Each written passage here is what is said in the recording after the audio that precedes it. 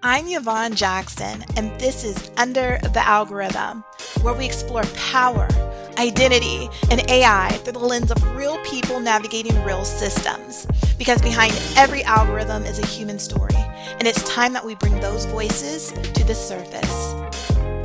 Hello, Kenyatta. Hey. It's so nice to see you again. The last time we came together, I was talking to you about some of the new things that I'll be working on. And one of it is this, a new video podcast called Under the Algorithm. We're going to be talking about AI, technology, and that and how it kind of connects with intersectionality and identity. All these different pieces that people don't pay attention to because they're only sold one version of what AI is. Yep. And when I decided to put this together, you were the first name on the list. I'm excited. So before we get started, I want you to tell us about who you are, and then we'll get a little bit deeper into why we're here, why we're having this conversation. Okay. So what do you do, Kenyatta? Oh, man. It's a lot. No, I'm joking. It's really not a lot. But what I do is I'm Kenyatta Hall for everybody here. I own the Catalyst HQ. It is an innovation and product studio, and we really focus on helping startups, leaders, and organizations, specifically non-technical, go from friction to traction in their product strategy, their business strategy, and with technology integration. So that could look like us helping them go through ideation, right, on the innovation side, product development when they're building software, or really having AI education and bringing us in to help people understand how to use it in a way that's beneficial to them. My whole goal is to help people understand how to solve problems and how to leverage technology. If you can do those two things first, then you're in a good spot. And that's why you're here. Because I don't know if you've been following the internet, LinkedIn, and been seeing what the noise is about. But for the last few weeks, there's been this social experiment online around what if we just change our gender? What happens to our reach? What happens to our visibility? And several women were posting about how when they changed their gender, suddenly their reach exploded. They were getting people contacting them about jobs, opportunities, saying, hey, what you're saying is great. Totally opposite of the experience they had when they were just a woman. Right. But what I realized, and you probably realized too, that the conversation started to be more of an analog conversation of just men versus women. And it really didn't talk to how intersectionality impacts this. And when I talk about intersectionality, what I'm saying is we are all not just one identity, right? We're not just our gender. There's our sexuality, there is our religion, our age, all kinds of different components that make up who we are. And based upon the multiple identities, how we show up on the internet looks different. So those who may not fit a certain mode don't always get that same reach just because they toggled a button that said woman or male. For sure. What did you see or hear in those conversations that resonated? Okay, so I've been seeing this conversation for a long time. I think that technology itself or these algorithms have an inherent bias. They're not built by people necessarily who have these intersectionalities all the time. That's not to say that there aren't people who aren't doing it, but for the most part, that's not necessarily the person that's developing it.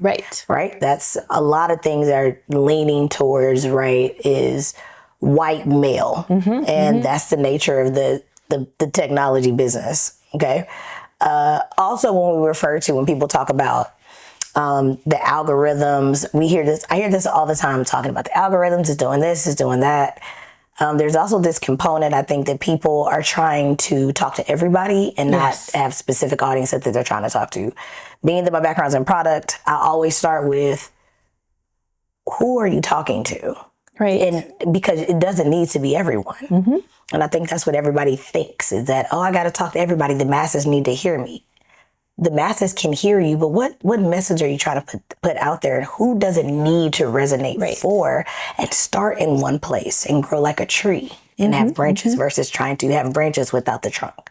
And I love that because we're so easy to first, blame the algorithm versus looking at, what is our actual digital strategy, right? What is our digital footprint? What do people know about us? So when we come into these conversations, we get that reach. It's a lot bigger than that, what right? do we want people to know about us? Exactly. Right? It's not the algorithm, right? It is, what is it that you're actually trying to achieve? I think people are so focused on the technology, they don't think about the strategy. One of the taglines that I always use is strategy first, technology second. Yes. Technology is a deliverer of value, right? How do we leverage that technology to do X, Y, Z? A lot of times people haven't defined what X, Y, Z is, right? And so they're expecting the algorithm to carry that message. Now, that's not to say that the algorithm doesn't have bias. That's different. Right? Two different, yes. That's two different different. conversations can be part of this. Exactly. It could be in the same frame and take on different things, right? There is inherent bias in all of the algorithms that are built, right? Because they're not built upon us. They're not built by a spectrum of people. Yes. Right? And so that's what I think about. So this kind of brings up something that has been going around in my head ever since this conversation kind of jump started 2 weeks ago. It probably actually started way before that. And it's the concept of digital autonomy. Right. And when I talk about digital autonomy, and I know you probably have some thoughts, I'm not saying I have the perfect definition of it, but when I talk about how digital autonomy impacts me and my ethical engagement online, I look at it as the ability to be able to come on the internet, right? Come online and not have to rewrite myself, not have to reshape my identity, my voice and tone just for the impressions. Even though we know that's part of what can be your strategy. But often when we come in, we're forced to pick a lane. And that's how the LinkedIn algorithm works. It looks at your bio, it looks at the posts you've done, it looked at the people who have liked you, and it creates kind of this prompt almost in the background, this box of this is where they are. This is where they should be, and based upon that, that's how they decide if you're going to get reach, right? And I know that's a simplification, but they look at all those things, pull together, and decide they deserve to be seen here, they deserve to be seen there, move their likes up or down, right? That's how it works. And for some people, when they hear that, it kind of hurts their soul. Even for me, whose background is in digital strategy and digital transformation, that coming online, I have to write to the algorithm. In my head, I think, and this is what I've been telling people, it's like, here we've been taught that we're training the algorithm, but actually the algorithm is actually starting to train us on how to show up. And then when you add the other parts of our autonomy, our data, like it being able to be sold so easily, or our privacy being in question every time we open our phone or a laptop, it really kind of brings up this idea of how much of AI is forcing us to give up our power, give up our autonomy just for reach, just for impressions, and for some, just to be seen. And I'd love to get your feedback on that. I got some good ones. I'm ready for it. I'm here. I'm talking to all the cameras right here. I'm talking to every camera. You are too concerned about the algorithm.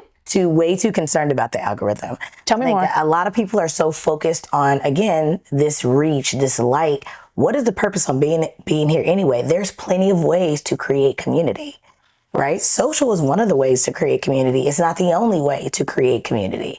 How are you doing that?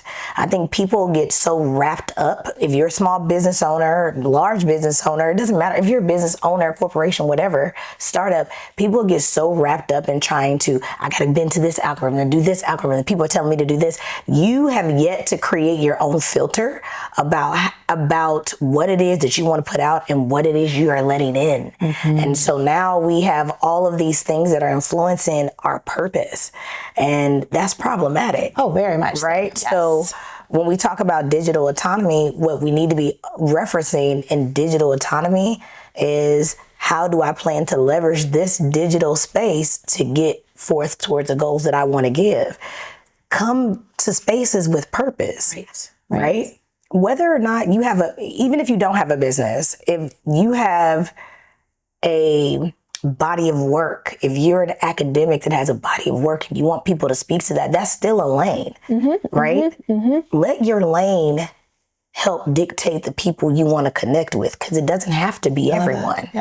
right? And I see that's why people get this thing wrong. If you're trying to talk to everybody, branding it one-on-one, you trying to talk to everybody, you ain't talking to nobody, right? So stop trying to talk to everybody. Stop thinking that everybody wants to hear what you have to say, because it's okay if they don't.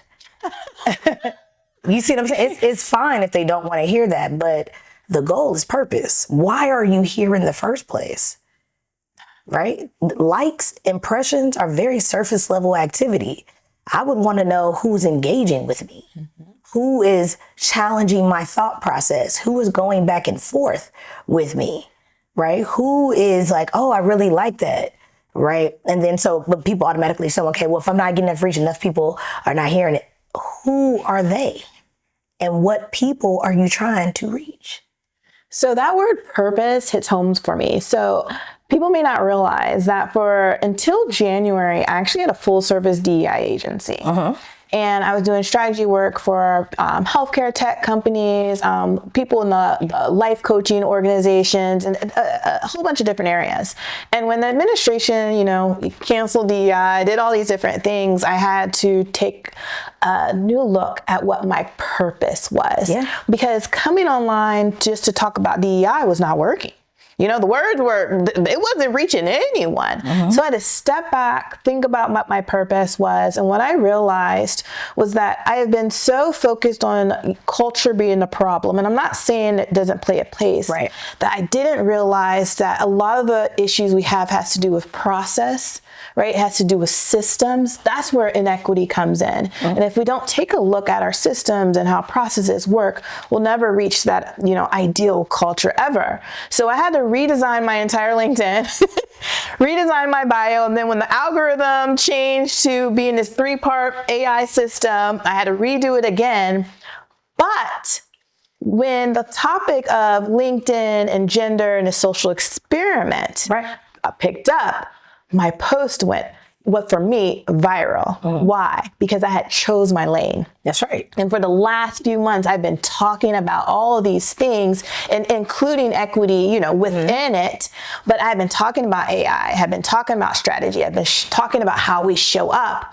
And then when the right things happen, the perfect storm happens, the virality happened, right? The perfect storm didn't happen. The way you explained it happened. I think people need to understand that if you're, again, having a filter, when I looked at that post that you had, you talked that way in real life. I do. Your other posts, you don't talk that way in real life, right? So it resonates.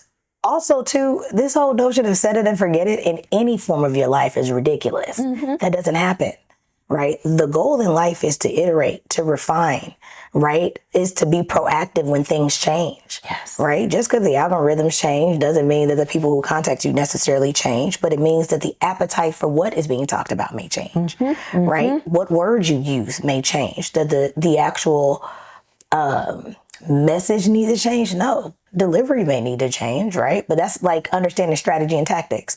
People confuse strategy and tactics all the time, right? They assume that their strategy has to change because something in the ethos around them has changed. In reality, it's the tactics that you use may have to change, right? So the strategy stays the same of maybe I don't talk about it in this way, use these words, but the message is still there. Maybe I don't use the format of written text and maybe I use more video. Yes. You see that? Those are tactics, but the strategy is still maintained. Right. And so when you decided to have that LinkedIn post, what happened is that... Explain this to me, because I woke up and I was like, what happened? No, because one, why are people reading this? Because it's a topic of discussion. People are talking about AI. People are talking about women in AI and how we don't see a lot of women in AI, or they are not using it at the rate, right, that men are using it. So that's a topic that people are discussing, and you jumped into the chat. It's like you hopped into the chat, right? I did. And so you hopped into the chat, and that's great because that worked for you, but you took a position that mattered to you. I agree. You see what I'm saying? And when you take a position that mattered to you, believe it or not, and we've had this discussion before. I've told you you're an excellent writer. Remember, we had a discussion about at first watch. Yeah, we had a discussion at first watch where I told you to, don't worry about what other people are doing. Lean into something that you're strong at, right? Because that's going to work for you. And here we are. And that's so refreshing here. You make me feel better, feel much better. Because the truth is, I wrote that post from bed at like 10:30 at night the night before. And it actually was supposed to say something totally different. I had written it was a lot more academic, just process this, to hook this, do that, following all this. And instead I said, nope, say exactly what you want to say from your heart. And I've had this conversation with my business coach he's saying, hey, if you want to move to the next level, it's time you care. You have to come back and care again, about the people. That's right. And it has to show up. It has to show through the things that you do. Right. Right. And this was that moment for me. And what I realized is it wasn't just a moment for me, it was a moment for so many others. That's right. From the people that reached out to talk to me, academics. The people that cared about the things that you cared about too. It was not everyone. It wasn't everyone. It was the right people. And whether that post went viral or not, that's not even really the relevant part, because virality is not necessarily the goal. It's good to have viral moments. It's good to have those things. It's not sustainable, because I can't do a whole weekend that again. It's not sustainable. And what is the goal? Right? You are a business owner. Let's be very clear. Goal is to convert. Yes, monetize in some way. Exactly. And there's nothing wrong with that, because that's what it should be, because that's the space of business that you're in. Right? And so when you get these people reaching out to you, because you've now established yourself as a leader in this space and you've given other people a platform, that was an outcome that you was looking for. Outcomes, like you said, convert. And then there's other outcomes, right? Establish yourself as a thought leader in the space that you want to be established as a thought leader, right? And now you have a post that allows you to compound over time. Because now it ain't about just a viral moment. Oh, no. It's what do you do with it? And what do you do with the attention? Is what do you do when you have the space now that people are looking at you in a different light based upon the topic that you have? So many of us are here, especially, again, my background is digital marketing, digital strategy. So when I was within companies, our goal was to get the numbers up. How do you create, get people to engage, get likes, the better numbers, the better your reward for you. And so I'm having to pull that out of me somewhat, because it's not about getting everyone to see you. It's about getting the right people to see you. And I know that's something that you talk about all the time. Yeah, I do. Because when you are when you're building a product, right? And so anything for, business is business across the board. When you're trying to launch anything, you have a topic, you want it to resonate. Right? You see a problem, you have a solution, but the solution isn't made for everyone. The solution is made for a specific group of people who have a specific problem. So your goal is to try to reach those people with your solution, with messaging that connects the dots so that you can build the bridge. And so even within a large organization, right, when they say the numbers, all that stuff, well, they have different outcomes that they're looking for. So those numbers might matter to them in a different way. KPIs are based upon the goal. The KPI is not based upon a damn KPI. It's based upon the goal. What are we trying to achieve? So when people talk about just the algorithm, the first question I'm going to ask is, so what's the point? What are you trying to achieve here? If you're trying to achieve likes, to do what with? Right. You're trying to achieve impressions, to do what with? Right? Those are good things. They sound good. But if you're a business owner, those likes and impressions turned into cash. Because you can get low impressions and you can get low impressions, you can get low likes and make $10,000, right? So you have to think about what is the outcome that you're looking for. And sometimes when people are looking for viral outcomes, what they're looking for is approval. So you have to be mindful. You see what I'm saying? So you have to be really mindful about what it is that you're looking for. What is the outcome here, right? Is the outcome for me to solidify myself as a thought leader? That's an excellent outcome. It's an outcome for a larger business to let everybody know that they have a solution to their problem. But if you don't know, in the back end of that, for corporate, they're targeting specific people. They're not speaking to everyone because they can't help everybody, right? What is your outcome here? So when people talk about the algorithm, the first question I ask is, what is your outcome and why do you think that matters in relation to the outcome that you are trying to achieve? Right? Because if you start telling me about the likes and impressions and you didn't really meet the outcome or come close enough to that outcome or are in the process of reaching that outcome, you didn't do anything but go viral that you have. And what are you going to do with that? Right. And do you have the right people coming into your orbit that's going to do what you need to do or get done to get to the outcome? Because you can have tons of people in your environment, you can have tons of people in your orbit. Who are they and why? And are they the right people? Some of the people can't monetize that. So let's tie this back again to the conversation of digital autonomy. And I think what you're saying is everything about how when we get so focused on gaming the algorithm, beating the strategy, you know, with numbers and tools and, you know, apps and stuff, we actually are giving away some of our power. 100%. Because we are changing our voice, as I mentioned before, we're changing our tone, we're changing our messaging, we're changing our purpose. Let's throw that word back in here. That's right. To get impressions. That's right. To get visibility versus, to your point, we should already know what our purpose is whenever we step on to these platforms. For sure. Before we even get here. It starts way before. Experiment with the tactics, right? And so I think when we talk about digital autonomy, one, we are way too comfortable with giving away our data anyway. We give away our data willingly every all day. the time. Look, my watch is just telling people right now what I'm doing. We're giving away our data willingly all the time, right? And sometimes, you know, these people are actually stealing our data, leaking our data, everything. But we also willingly give that away now that we have hit this digital space and we're so entrenched in it. We just do that naturally because it's a part of our daily life to actually give it away. But when we talk about autonomy, the way that I look at it, and we talk about digital autonomy and all those things, I think we talk about intersectionality in the same way. It's how do we change? How do we do this? How do you find your people?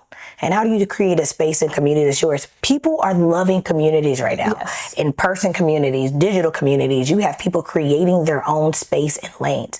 Like I put underneath one of your posts, it's time to create your own table. And what does that table actually look like? Define that, right?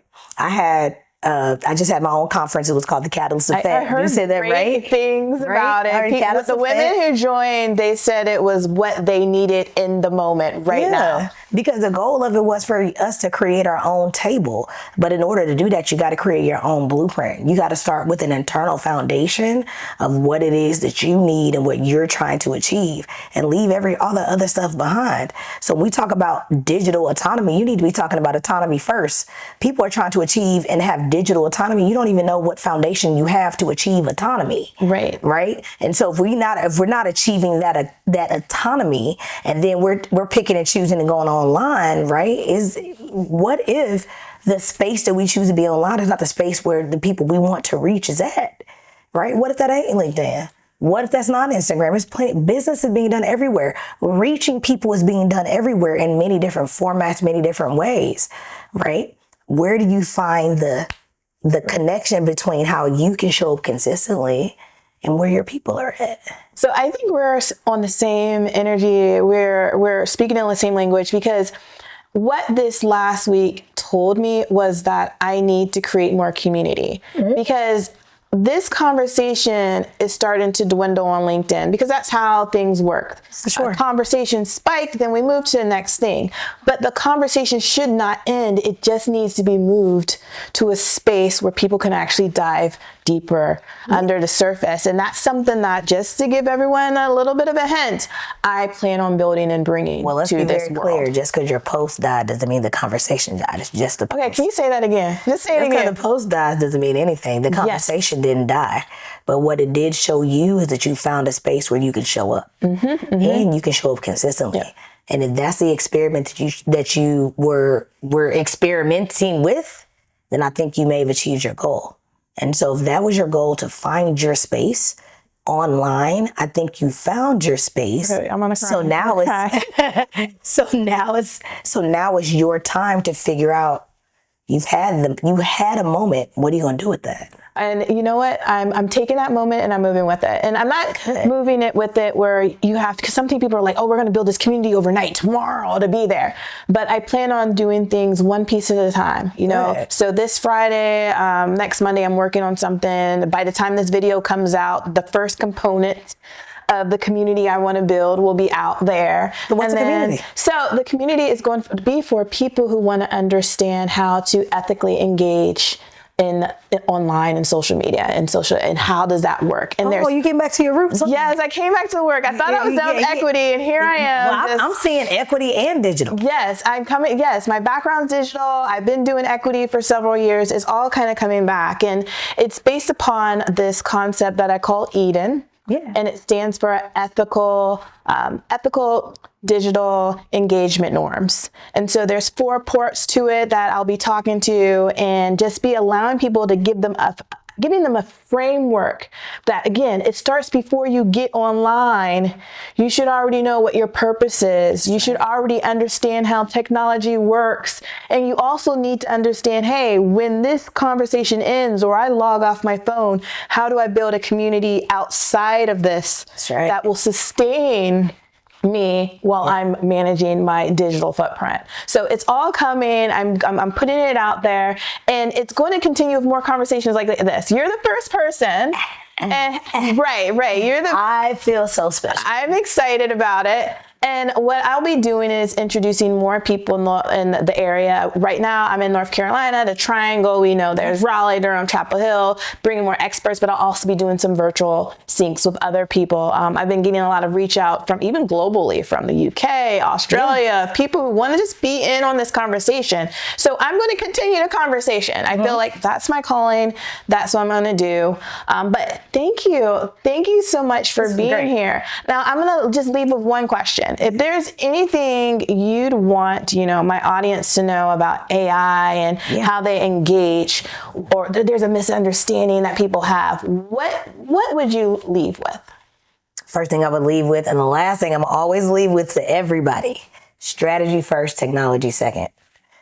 Right? Come to the board understanding what it is you're doing, problem you're solving, where you want to go, what does that look like for you, and then figure out how do we use technology to make it happen, not the other way around. Because when you do it the other way around, it makes you reactive versus proactive. I love that. And as someone who, my company is called SocialEDG, what we do is strategy alignment. Yeah. I'm on, that's on message for me. That's on brand. If we don't have a strategy, what are we doing? I do product strategy and innovation management for ecosystem startups and of course, organizations. So it's really taking that and saying, how do we strategize about how we build a better product? How do we ideate around this initiative? Mm-hmm. How do we use technology in a way how do we leverage technology in a way that is beneficial to us in our organization? And not just focus on just merely using technology, but understanding how to foster better outcomes with the technology first thought process. And I would even add to that, because in this world where everyone's saying AI is replacing people, how do we determine when we don't need technology? For sure, and I think that's important, well? But that should come in the beginning. That's why you lead with strategy and technology second. Strategy first, technology second, because we are in a space where we've had the conversation as we're ending this conversation about whether or not AI is going to take jobs. We actually know that is going to be a case the further and further we get because of the nature of the technology. That happens in every revolution that we've ever had where things and dynamics change, right? The question is not whether or not things and dynamics are going to change, because change is the only constant we will have in life outside of death. Yes. Right? The question is how do you adapt to that change? Right? Either you can change and make adjustments and be proactive with this and understand how to leverage and find opportunity, or you don't. Period. So people need to get on board with understanding that we are in a natural evolution process. And the goal is not for you to get left behind. The goal that I work with people with, the catalyst is how do you plan to evolve? You know what? We're just going to drop it right there. Like, if that wasn't a word, I don't know what was a word. Thank you, Kenyatta, so much for being here. I'm so excited, and I can't wait to see the response from this conversation, because I know it's going to be amazing. And I look forward to even us just continuing our partnership as we move forward. So I appreciate you. Okay, so where can we find you? Oh, man, How okay, can cool. people continue this conversation with you? Yes, so a couple things. You can find me on LinkedIn. I'm the most active there. I'm about to jump back on IG, just FYI, and I also have my own podcast called The Power of the Pivot. And the goal is to help people understand how to make that transition into what their next looks like in the spaces of technology, product, and actually their own lives, right? A lot of people come to me when they are in a space of transition. I'm like the transition queen at this point. Yes. So yes, please contact me on LinkedIn. I also offer power hours. My goal with power hours is to help in 3 core spaces for people to really get the help they need today. And the pathway forward is in AI, business strategy, and product strategy. And I will co-sign on you. You have helped me through a few situations. So anyone who works with Kenyatta, with her product, she has a product that she has not said anything about. We'll talk about that later. Yes, we'll talk about that later. But yes, I have definitely helped her with her product. Yes, so again, thank you. I really appreciate your time, and we're going to do this again. This is not going to be our last time. I don't think so either. All right, so hey, salute. Salute, right?